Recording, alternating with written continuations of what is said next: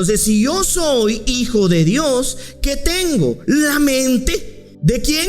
De Cristo. Entonces, si tengo la mente de Cristo, tengo su inteligencia, su entendimiento y su razonamiento, que es todo un proceso cognitivo.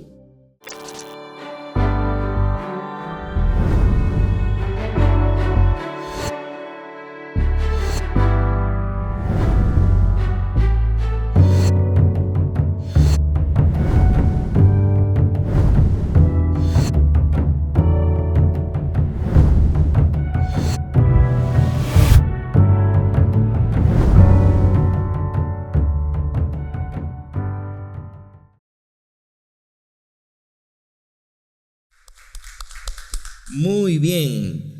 Bueno, vamos a dar inicio con la enseñanza del día de hoy, a la que le hemos puesto por nombre, o lo colocado por nombre, la sabiduría de Dios en su iglesia. Esta enseñanza la tenía ahí, incluso pensé que ya la había dado, sinceramente.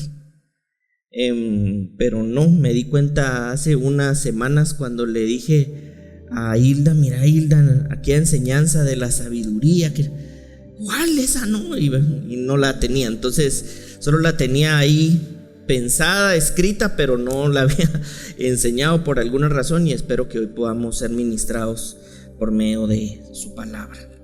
Muy bien, vamos a dar inicio leyendo lo que dice Proverbios 24:3. Aquí vamos a dar inicio dándonos cuenta de la importancia que tiene la sabiduría de Dios para con su iglesia, en nosotros y a través de nosotros, que somos la iglesia de Dios. Dice Proverbios 24:3: con sabiduría se edificará la casa, y con prudencia se afirmará. Versículo 4, vamos a leer el versículo 4, Proverbios 24. Y con ciencia se llenarán las cámaras de todo bien preciado y agradable. Versículo 5. El hombre sabio es fuerte y de pujante vigor el hombre docto. Es decir, aquí podemos ver una serie de características del por qué la sabiduría no puede faltar en la iglesia de Dios. Principalmente, como dice en el versículo 3, porque la sabiduría edifica. Es decir, nosotros como iglesia, si algo necesitamos es edificar la casa de Dios, es decir, contribuir. Esto lo hemos visto, la diferencia entre edificar y edificados, ¿verdad? Edificaré y edificados. En su momento lo estuvimos viendo y por supuesto pueden revisarlo para que ustedes pues tengan un poquito más del panorama sobre la importancia que tiene el edificarnos nosotros como iglesia del Señor, porque esto definitivamente necesita y requiere de la sabiduría de Dios. Es decir, no es una sabiduría humana quien va a edificar la casa de Dios. Y por otro lado dice aquí que la prudencia la afirma. Entonces yo creo que de alguna manera esto también puede servirnos a nosotros como un panorama de darnos cuenta la importancia que tiene la sabiduría sobre la que nosotros estamos siendo edificados, y cómo esa sabiduría a través de nosotros contribuye a la iglesia de Dios. Y en el versículo 4 hay algunas versiones que no dice ciencia, sino dice conocimiento. Quiere decir que la sabiduría edifica, la prudencia afirma y el conocimiento la llena. La sabiduría edifica, la prudencia afirma y el conocimiento la llena. Es decir, para nosotros como iglesia de Dios es fundamental caminar en sabiduría, en prudencia y en el conocimiento de Dios. Y por otra parte, entonces ya vemos la sabiduría. La palabra sabiduría es un sustantivo. ¿Por qué es un sustantivo? Porque es parte de la propiedad del ser de algo o de alguien, en este caso de Dios. La sabiduría es parte de la propiedad del ser de Dios, pero también es un adjetivo cuando este pasa a ser una característica de aquel que es sabio. Entonces, en un principio, la sabiduría es un sustantivo, y posteriormente, en la medida que la sabiduría está derramada en su iglesia, es un adjetivo. ¿Por qué? Porque denota una calificación sobre su iglesia. Una iglesia, entonces, por ejemplo, sabia. Por eso es que dice en el versículo 5 de Proverbios 24, ya como un adjetivo, habla de esa sabiduría en el hombre. Esa sabiduría en el hombre sabio es fuerte, dice, y de pujante vigor el hombre docto. Entonces relaciona también la sabiduría con alguien que está preparado, que está capacitado. Nosotros, como hijos de Dios, si algo necesitamos es, por supuesto, entonces crecer en la sabiduría de Dios como ese sustantivo, como ese atributo de Dios, para que se convierta en un adjetivo, es decir, en una característica de su iglesia, para que entonces podamos afirmarla y llenarla con todo conocimiento. La palabra sabiduría, vamos a leer lo que significa, viene del griego Sofía. Si alguien se llama Sofía, ya saben, en otras palabras es sabiduría, ¿verdad? Esperemos que sea sabia, Sofía. Dice sabiduría, viene del griego Sofía, y que significa, o traducida al español, es inteligencia amplia y completa, inteligencia suprema que pertenece a Dios. Es decir, aquí estamos hablando de la sabiduría como un sustantivo, como algo que es parte de la naturaleza, de la vida de Dios. ¿Cuántos de nosotros necesitamos crecer en la sabiduría de Dios? Yo creo que todos, como iglesia. A veces sí podemos tener el conocimiento, pero nos falta la sabiduría para edificar. El apóstol Pablo decía que él era el perito arquitecto, ¿verdad? Él usaba esa palabra que es un adverbio, si no estoy mal, como de duda, no porque él dudara de lo que Dios había puesto en él, sino que él hacía saber que él era uno de los apóstoles, como el perito arquitecto, uno de los tantos sabios edificadores. La palabra perito habla de sabiduría, de conocimiento, de prudencia. Entonces él decía, yo como un sabio arquitecto dentro de esta iglesia. Entonces él mismo reconocía que por la experiencia en la vida de Dios había adquirido la sabiduría, la prudencia y el conocimiento para afirmar, para edificarla, para afirmarla y por supuesto para llenarla de la plenitud de Dios por medio de la edificación. Entonces la palabra sabiduría significa inteligencia amplia y completa, inteligencia suprema que pertenece a Dios. Vamos a ver entonces que el apóstol Santiago enumera dos tipos de sabiduría en el capítulo 3, versículo 13. Santiago 3, versículo 13.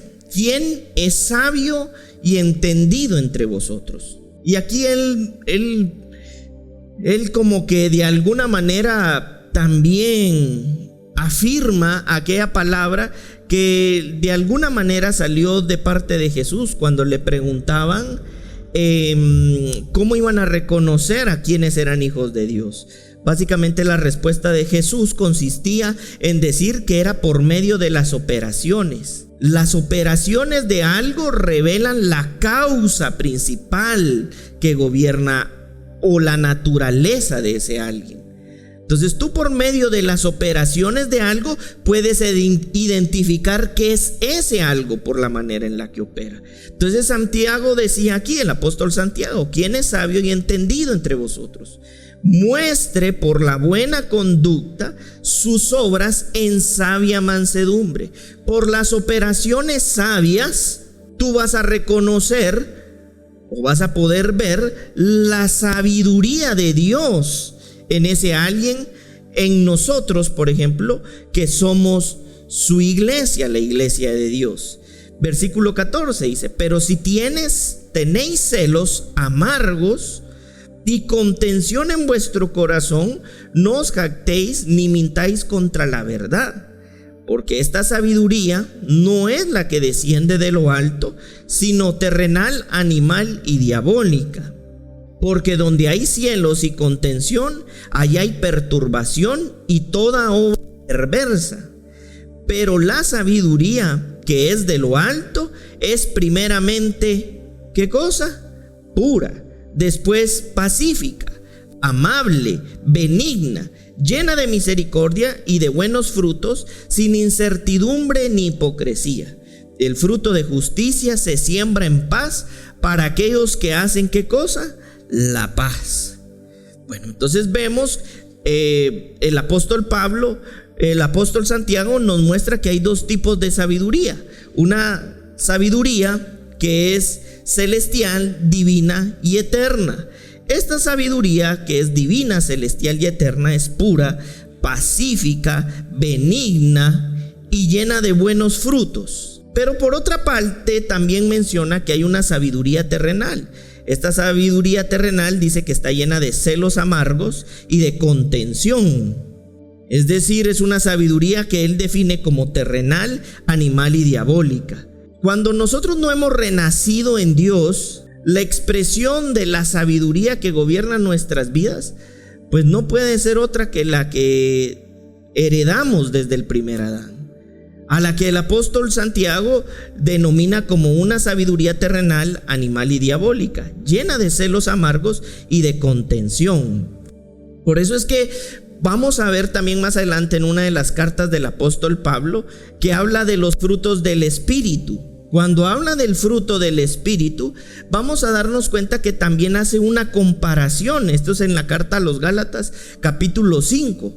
En este capítulo 5 de la carta a los Gálatas, precisamente el apóstol Pablo habla del fruto del Espíritu, pero por otro lado también habla de los deseos engañosos de la carne. En otras palabras, de la sabiduría animal y de la sabiduría celestial. El objetivo de Dios al hacernos nacer de nuevo es que por medio de su iglesia se haga visible el carácter de Jesucristo. Por eso es que la sabiduría de Dios como sustantivo y propiedad de la naturaleza de Dios es algo que puede ser visible en su iglesia en el momento en el que nosotros nacemos de nuevo. Porque probablemente nosotros podríamos pensar, bueno, pero ¿cómo va a haber una expresión de sabiduría a través de mí si a lo largo de tiempo todo lo que se ha hecho visible es todo menos la sabiduría de Dios? Y es acá donde entra también lo que dice el Evangelio de Lucas, donde hace saber de que lo que es imposible para el hombre es posible para Dios. Es decir, nosotros estamos por medio de la gracia de Dios en un tiempo maravilloso, abundante y eterno, en donde crecer en esta sabiduría es una realidad y es posible. Y entonces que esta sabiduría se haga notoriamente visible por medio de lo que el apóstol Santiago nos está diciendo: la conducta, el carácter de su iglesia. En ocasiones nosotros pensamos que la sabiduría de pronto no es tan relevante, pero como leímos según lo que está escrito en Proverbios, la sabiduría, si algo provoca, es que la iglesia de Dios junto con la prudencia sea afirmada. Y nosotros hemos sido llamados y escogidos por medio de su Hijo amado para que la vida de Dios se haga visible en todas las cosas por medio de la sabia conducta que refleja la vida de Dios. ¿Creen que me estoy explicando? Tenemos nosotros entonces la oportunidad en el Señor por medio de su Hijo amado de crecer en una buena conducta, en sabia mansedumbre. Es decir, que esta vida de Dios empiece a hacerse visible por medio del carácter y la naturaleza de la vida de Cristo en nuestros corazones. No solo en edificación, sino ahora en la vida. Tú vas a darte cuenta o va a ser más visible la expresión de sabiduría de alguien, no solamente por lo que dice, sino por la forma en la que vive. Si algo en nosotros podemos empezar a darnos cuenta ¿qué tanta sabiduría de Dios ha sido desarrollada o qué tanto de la sabiduría de Dios se ha desarrollado en el corazón de su iglesia o de alguien? Va a ser por medio de la forma en la que vive, en la forma en la que manifiesta la vida eterna y suprema de Dios. Vamos a leer entonces, entendiendo esto, lo que dice 1 Corintios capítulo 2, versículo 16, en esa versión. Dice de la siguiente manera: como dice la Biblia, ¿quién sabe lo que piensa el Señor? ¿Quién puede darle consejos? Pero nosotros tenemos el Espíritu de Dios y por eso pensamos ¿como quién? Como Cristo. A veces nosotros vemos esta realidad de pensar como Cristo como una tarea imposible de ser realizada. Ay, ¿cómo voy a pensar como Cristo si yo lo que menos pienso es como pensaría Cristo, ¿verdad? Es más, hoy se me atravesó uno y lo que menos quería yo era pensar como Cristo, ¿verdad? Allá lo quería mandar, pero no pensé como Cristo. Y entonces es ahí donde inicia este proceso renovador de la gracia de Dios por medio de su Espíritu Santo, en donde nosotros, para su iglesia, el ser sabios como iglesia de Dios en la edificación, en la expresión de la vida, en la conducta y en el carácter, es una experiencia real, posible, visible, notoriamente conocida. ¿Por qué? Porque nosotros, dice el apóstol Pablo aquí, tenemos el Espíritu ¿de quién? De Dios. Hace un tiempo yo les explicaba que nosotros somos en acto hijos de Dios, pero en potencia, capaces de ser transformados a la imagen de Dios. Entonces, en el momento en el que nosotros somos convertidos en hijos de Dios, en ese mismo acto surge en la misma medida, en función de ese acto, la potencia para ser transformados a la imagen de Dios. ¿Y por qué sucede esto? Por esto que está diciendo el apóstol Pablo, que tenemos el Espíritu de Dios. Veíamos en estas últimas 2 semanas que cuando nosotros entendemos quiénes somos, también sabemos qué tenemos. Y cuando entendemos qué tenemos, sabemos entonces qué podemos. Si yo estoy claro, tú estás claro, nosotros estamos claros que somos hijos de Dios, entonces sabemos que tenemos el Espíritu de Dios. Entonces, si yo sé quién soy, iglesia de Dios, hijo de Dios, y tengo el Espíritu de Dios, entonces yo puedo crecer, desarrollarme, expresar, en este caso, la sabiduría de Dios, o en otras palabras, la misma vida de Dios. ¿Por qué? Porque esta es una obra de Dios en su iglesia. Por eso es que nosotros fuimos comprados por medio de la sangre de Cristo. Al ser adquiridos como familia de Dios, somos adoptados como hijos. Al ser tomados como hijos de Dios, entonces surge la posibilidad en función de aquello que tengo. ¿Y qué tengo? El Espíritu de Dios. Y por eso entonces dice aquí un acto de esa potencia que tengo por lo que soy, pensar. ¿Como quién? Como Cristo. Miren, no hay cosa más maravillosa, y lo hemos estado viendo, que cuando nosotros comprendemos que estamos en el mundo, pero no somos del mundo. En el mundo habrá aflicción, pero no habla que nosotros seremos como algo que fuera parte del ser, sino como algo que está en el mundo. Lo que está en el mundo provocará que hayan aflicciones, pero eso no quiere decir que nosotros seremos la aflicción como parte de nuestro ser. ¿Por qué? Porque en nosotros, por medio del Espíritu de Dios, está la victoria que vence al mundo. Y no hay cosa más maravillosa que aún en medio de esos momentos donde hay aflicción, hay de estar, no de ser, nosotros podamos tener esa realidad de acuerdo a la forma en la que piensa Cristo. Y entonces gobierne sobre su iglesia y nuestro corazón la paz que sobrepasa el mundo, todo entendimiento. Y es ahí donde muchas ocasiones nosotros no vamos a encontrar una explicación humana al gobierno de la vida del Espíritu, en donde de pronto lo natural en nuestra humanidad sería actuar de acuerdo a esa expresión de afán, de preocupación, pero gobierna nuestro corazón el Espíritu de Dios. Y por lo tanto entonces pensamos como Cristo. Yo les he explicado más o menos esto ya en algunas ocasiones, pero la misma mente, hay versiones, que habla de la mente de Cristo, no pensar, sino de la mente de Cristo. La mente de Dios provee junto con ella la inteligencia, el entendimiento y el razonamiento. Ahí está. La mente, la inteligencia, el entendimiento, en otras palabras, y el razonamiento son una facultad que proviene de la mente.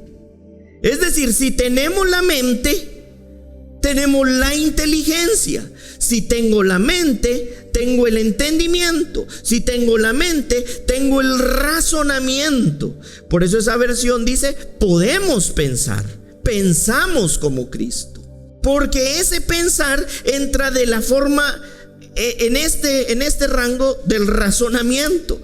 Lo que pienso es por lo que razono, pero yo razono de acuerdo a la mente que tengo. Entonces, si yo soy hijo de Dios, ¿qué tengo? La mente. ¿De quién? De Cristo. Entonces, si tengo la mente de Cristo, tengo su inteligencia, su entendimiento y su razonamiento, que es todo un proceso cognitivo. Y en toda esta mente, inteligencia, entendimiento y razonamiento, hay una expresión de ¿qué cosa? De la sabiduría de Dios. Ahora bien, nosotros como iglesia no podemos esperar que todo esto acontezca de la noche a la mañana sin un previo desarrollo. Si bien es cierto, la mente, por medio del Espíritu de Dios, es derramada en nosotros, y en sí misma esa mente es suprema, es superior, es eterna y es divina, esa mente va a requerir de un desarrollo progresivo de su vida, para que entonces se haga visible y notorio la sabiduría de Dios. El apóstol Pablo no se levantó en la noche a la mañana y dijo, como perito, arquitecto.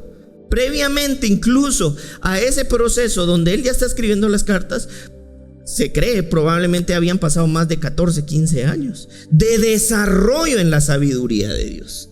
Pero por otra parte, vemos el carácter del apóstol Pablo en muchas de sus cartas, porque habla de que en lo que requiere diligencia no seamos perezosos, sino por el contrario seamos fervientes en espíritu.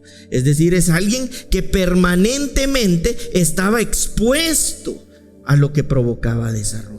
Si nosotros como iglesia queremos llegar a tener esa sabia conducta visible, no podemos esperar que suceda de la noche a la mañana sin el desarrollo progresivo de la vida y sin la disciplina de un corazón dispuesto al crecimiento del entendimiento, de la mente, de la inteligencia y del razonamiento de Dios. Bueno, vamos a pasar a 2 de Pedro, segunda carta del apóstol Pedro, capítulo 1, versículo 3. Como todas las cosas que pertenecen a la vida y a la piedad nos han sido ¿qué? Vamos a volver a leer. Como todas las cosas que pertenecen a la vida y a la piedad ¿qué? Nos han sido ¿qué? ¿Te das cuenta por qué es importante saber quién es? ¿Quién eres tú? ¿Quiénes somos? Porque en función de que yo comprendo o que nosotros comprendemos quiénes somos, entendemos qué cosas nos han sido dadas. Y dice aquí el apóstol Pedro, como todas, algunas, un par, todas las cosas que pertenecen a la vida y a la piedad nos han sido dadas por su divino poder, dice, mediante el conocimiento de aquel que nos llamó. Es decir, este poder yo lo voy a experimentar en la medida de que tengo el conocimiento. Si yo no conozco, yo no sé qué puedo, y por lo tanto no sé qué tengo. Y según la Escritura, tengo todas las cosas que pertenecen a la vida y a la piedad. Y todas esas cosas las tengo por quienes nosotros somos. ¿En quién? En Cristo Jesús, por supuesto. Y entonces yo entiendo que todas las cosas que pertenecen a la vida y a la piedad nos han sido dadas por su ¿qué? Divino poder, mediante ¿qué cosa? El conocimiento. Hay un dicho, ¿verdad? Que tal vez hemos escuchado mucho, pero tiene mucho de cierto. El conocimiento es poder. Lo hemos dicho, lo hemos escuchado. Ahora, ¿cuánto no más si a quien yo estoy conociendo y experimentando es a Dios por medio de su Hijo? Y entiendo que gracias al Padre tenemos al Hijo, y por medio del Hijo tenemos todas las cosas que pertenecen a esa vida y a esa piedad, a la vida zoé de Dios. Y todas esas cosas nos han sido dadas por su divino poder mediante el conocimiento. En la medida en la que conozco, entiendo que puedo, por lo que yo sé ahora que tengo. Por eso la iglesia de Dios es una iglesia poderosa, pero es poderosa mediante el conocimiento de aquel que nos llamó por su gloria y excelencia. A Dios gracias, el Padre nuestro, por nuestro Señor Jesucristo, porque gracias a eso todas las cosas que pertenecen a la vida y la piedad nos han sido dadas. Por eso somos una iglesia poderosa en Cristo. Aunque estén en el mundo o estemos en el mundo, no somos del mundo. En el mundo habrán aflicciones, pero confíen, porque esa vida que hemos recibido es la que ha vencido al mundo. Pero entonces, ¿cómo yo puedo ir experimentando ese poder? Aquí nos lo dice. ¿Mediante qué cosa? El conocimiento. Por eso necesitamos cada día más un corazón dispuesto a conocerle, a experimentarle, a vivirle, a disfrutarle, a conocer su realidad en Dios. Ay, es que usted no sabe lo que yo estoy viviendo. De pronto no lo sé, pero lo que sí sé es que esa realidad espiritual que hay en tu vida es muchísimo superior, eternamente suficiente y suprema, más que tu situación. Pero lo que necesitamos o necesitas es conocer para saber la medida del poder que nos ha sido derramada o ha sido derramado en nosotros, iglesia. Por eso es que a veces estamos más desesperados, afanados, turbados, amargados, como diría Santiago, en una sabiduría más terrenal, más diabólica y más satánica, que en una expresión de lo alto. No porque no sintamos, sino porque aún en medio de la adversidad y el dolor nos ministra la mente del Señor, que nos hace actuar de manera sabia, inteligente, entendida, prudente. Es esta la mente que instruyó a los apóstoles, siendo perseguidos, encarcelados, y nunca abandonaron su posición en la fe, ni su labor en la edificación del cuerpo. ¿Por qué? Porque los instruía, los ministraba la mente de Dios. Di conmigo: a mí me ministra la mente de Dios. ¿Quiénes creen que los ministra la mente de Dios?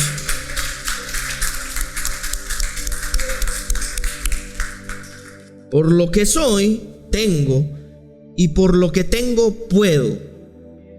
Que necesitamos exponernos al conocimiento de Dios.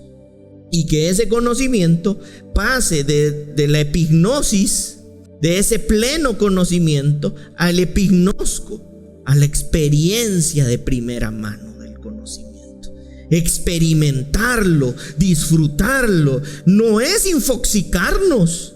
Si eso es, hasta el mismo cerebro tiene una función natural puesta y establecida por Dios, que si nosotros no vamos a utilizar una información, la mente lo va a desechar. ¿Por qué? Porque imagínense, nos volveríamos locos si tuviéramos un montón de información que no usamos. Pero si nuestra mente entiende, interpreta que el pleno conocimiento que he recibido se convierte en una experiencia plena, esta se graba, se sella, se afirma en nuestros corazones eternamente. Vamos a leer lo que dice la carta a los Efesios, capítulo 1, versículo 17. Para que el Dios de nuestro, ¿quién? Señor Jesucristo, el Padre de gloria, os dé espíritu de ¿qué cosa? Sabiduría y de revelación. ¿En quién? En el conocer, en el conocimiento. ¿De quién? De Él.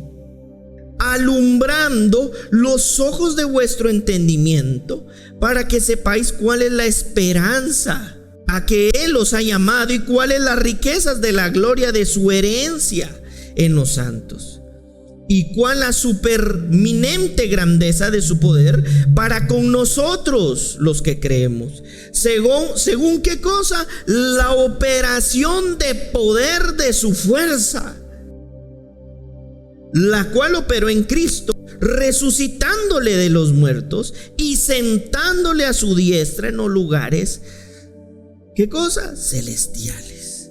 Pero ¿qué necesitamos nosotros? Dice el versículo 18, el alumbramiento de los ojos de nuestro entendimiento. Quiere decir que nosotros necesitamos que exista esa iluminación en la forma en la que concebimos la realidad de las cosas. Ahí está, fotizó, iluminar, el acto de Dios de compartir su vida y exponer la oscuridad y la ignorancia causada por el pecado.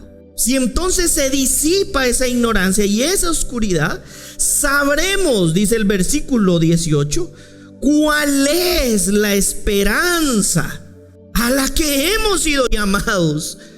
Pero ¿qué se necesita? Esa iluminación, ese alumbramiento que nos hace saber cuál es la esperanza a la que hemos sido llamados y cuáles las riquezas de la gloria de su herencia en los santos.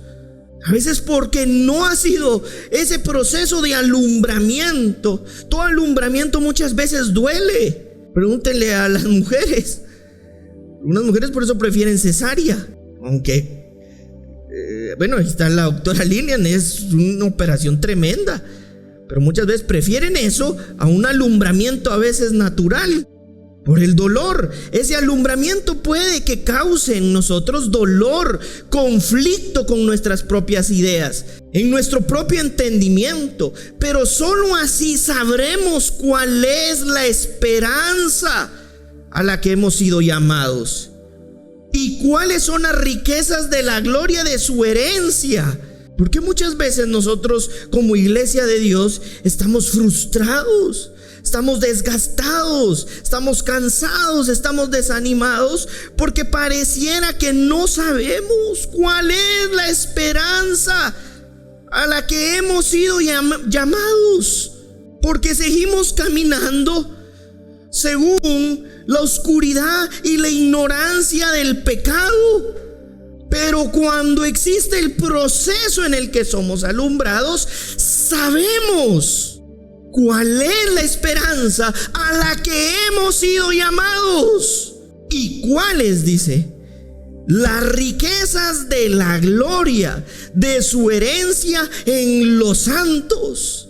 Señor, abre nuestros ojos de tal manera que sepamos cuál es esa esperanza a la que hemos sido llamados y cuáles son las riquezas de la gloria de tu herencia en nosotros, tu iglesia.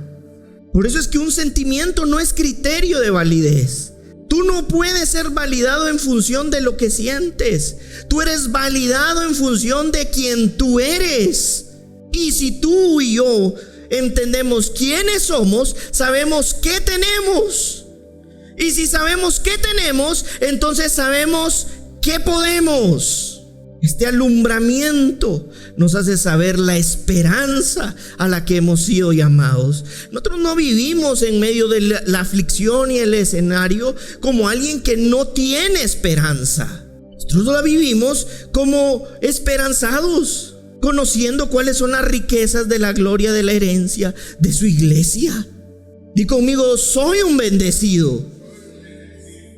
Y dice la escritura en la carta a los Efesios, bendecido y con toda bendición. No eres medio bendecido. O alguien que levante las manos, o la mano, o las piernas, o los pies. Ya soy medio bendecido, cuasi bendecido. Espero ser bendecido. O puedes decir, yo sé cuál es la esperanza a la que he sido llamado. Y soy un bendecido. ¿Y cuál es la herencia de las riquezas de la gloria en nosotros, los santos de Dios? Eres bendecido. Si tú sabes quién eres, tú sabes qué tienes. Y si tú sabes qué tienes, tú sabes qué puedes. Nuestra identidad está en Cristo Jesús. No en la riqueza, no en la pobreza, no en la salud, no en la enfermedad, no en la vida, no en la muerte, sino en Él, en Cristo Jesús. Por eso es importante que nosotros seamos alumbrados por medio de su palabra como una obra del Espíritu. El aprender a pensar correcta y ordenadamente, y esto debe pasar en nuestras vidas, requiere violencia. Estamos aferrados a una serie de opiniones que no son verdad, y en función de mentiras vivimos. Y vivimos muchas veces mal, porque ¿quién puede vivir bien de acuerdo a una mentira? Pero la verdad de Dios es la forma amorosa y tierna de Dios por una obra del Espíritu, por medio de la que Él nos alumbra y nos hace conocer la verdad.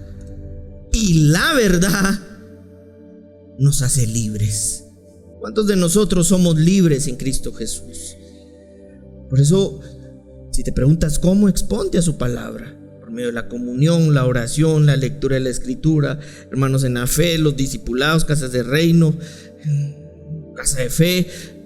Exponte a su palabra, porque en la medida en la que te expones, su palabra alumbra nuestro entendimiento.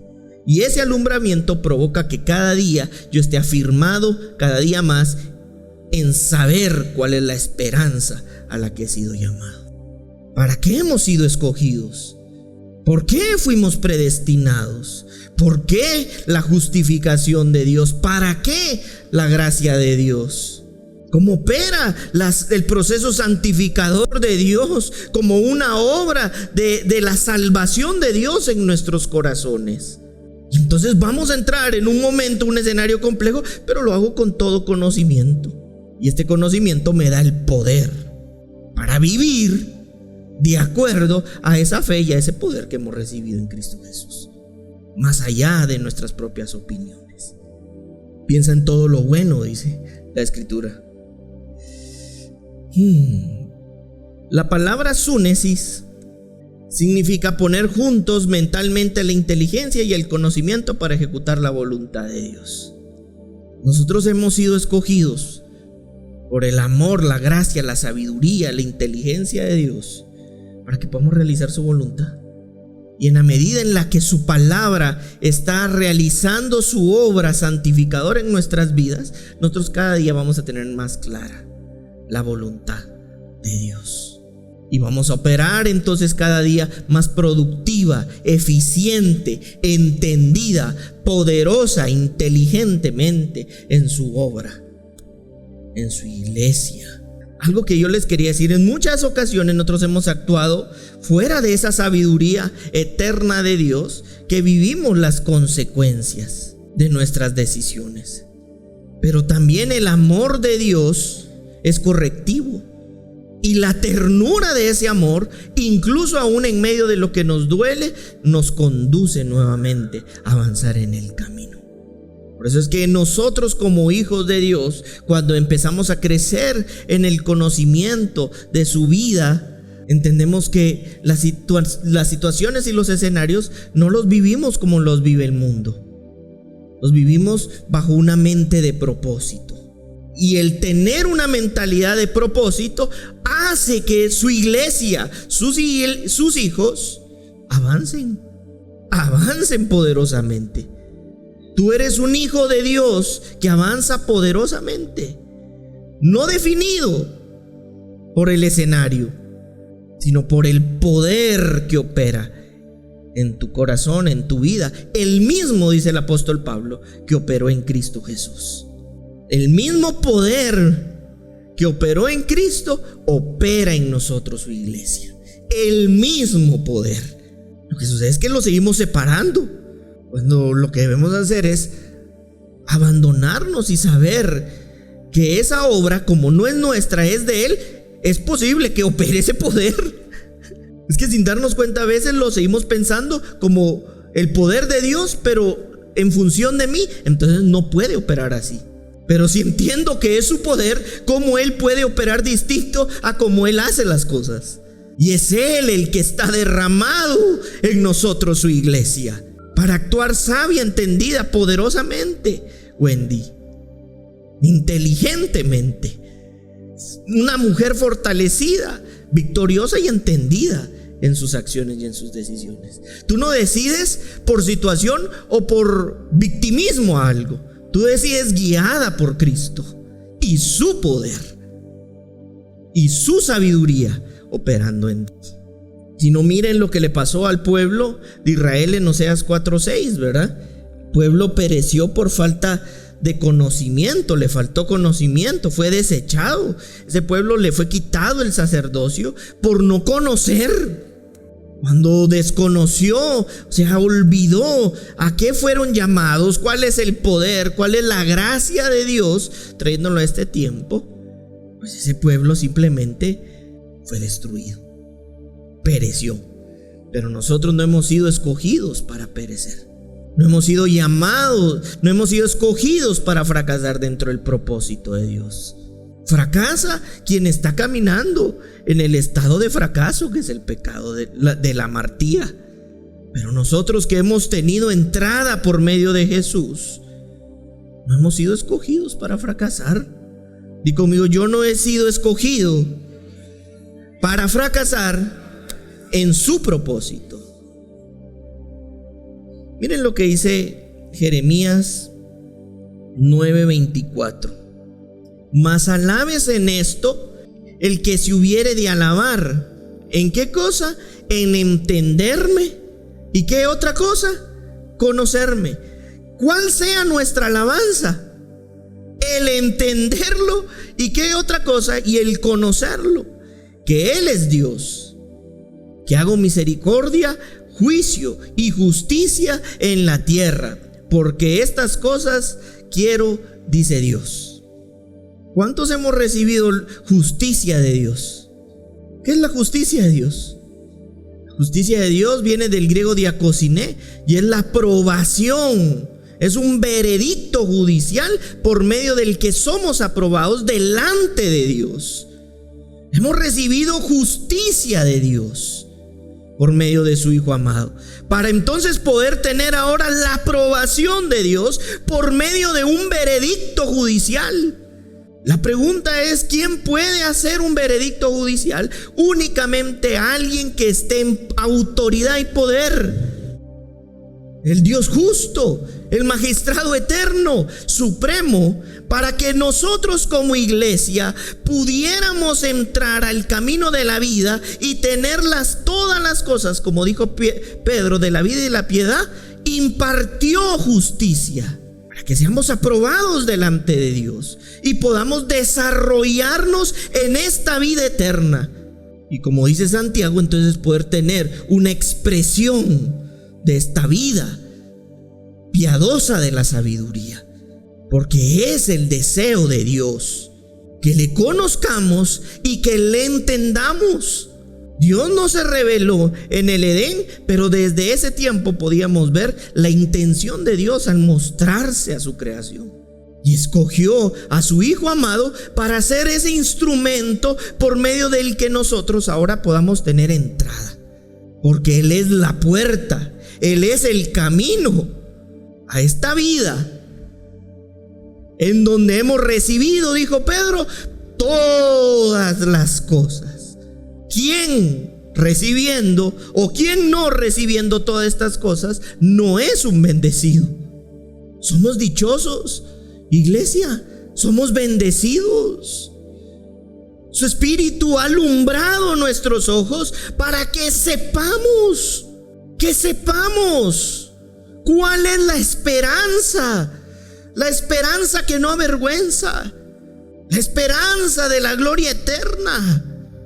Miren lo que dice Job, capítulo 12, versículo 13. Con Dios está la sabiduría y el poder. Suyo es el consejo y la inteligencia. ¿Se recuerdan que empezábamos hablando de que la sabiduría es un sustantivo? ¿Por qué? Porque está en Dios. Es parte de Dios. Y si hemos recibido el Espíritu de Dios, que dijo el apóstol Pablo, tenemos entonces ¿qué? Sabiduría. ¿Y qué sabiduría? La de Dios. Y no solo la sabiduría, sino el poder. Porque suyo es el consejo. ¿Y qué cosa? La inteligencia. Porque somos una iglesia sabia, una iglesia entendida. Esa sabiduría que gobierna nuestro corazón para que podamos tener control de cómo avanzar en nuestras vidas. Todo lo contrario a la insensatez. ¿Qué es la insensatez? El descontrol interno que nos lleva a no poder tener ningún control o administración de las cosas de afuera. Estar fuera de control, fuera de sí.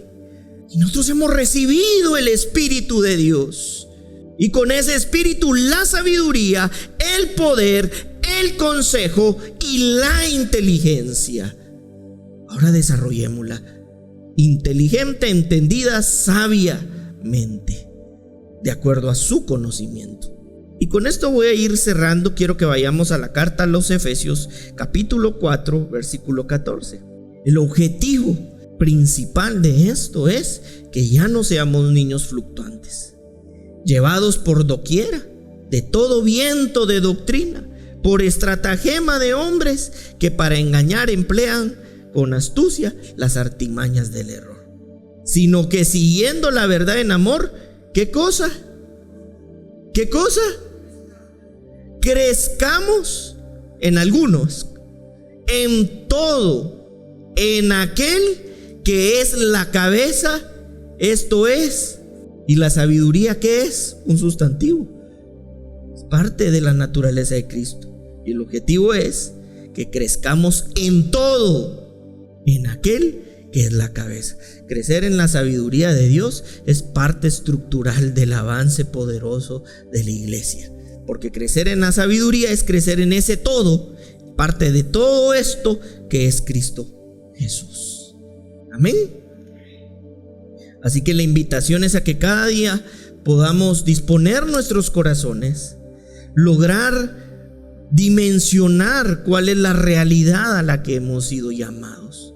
Y permitamos que por medio de la obra del Espíritu de Dios, su palabra, exponiéndonos como ese sacrificio vivo, nuestro culto racional, Dios vaya obrando en nuestras vidas, de tal manera que crezcamos en todo en aquel que es la cabeza. A veces estamos ahí en la vida cansados y ya no puedo. Hacemos todo desde nuestras fuerzas, sin sabiduría, guiados por nuestra inteligencia. Y cuando alguien, tal vez movido por Dios, nos habla por medio del consejo, la instrucción, en lugar de atenderlo y ver como un recipiente vivo la voz de Dios, si pudiéramos le pegamos a la piedra. Porque estamos tan mal acostumbrados a ser movidos en función de nuestras vidas. Parte también de la sabiduría es aprender a abandonarse en el propósito como un río, donde ese gobierno nos conduce a un estado real y verdadero de reposo. Y cada vez que nosotros vayamos a pensar, a tomar una decisión, lo podamos ser instruidos, dirigidos por la sabiduría de Dios y no por nuestros impulsos. Somos la iglesia de Dios, y en la iglesia de Dios ha sido derramado todo su poder. Amén.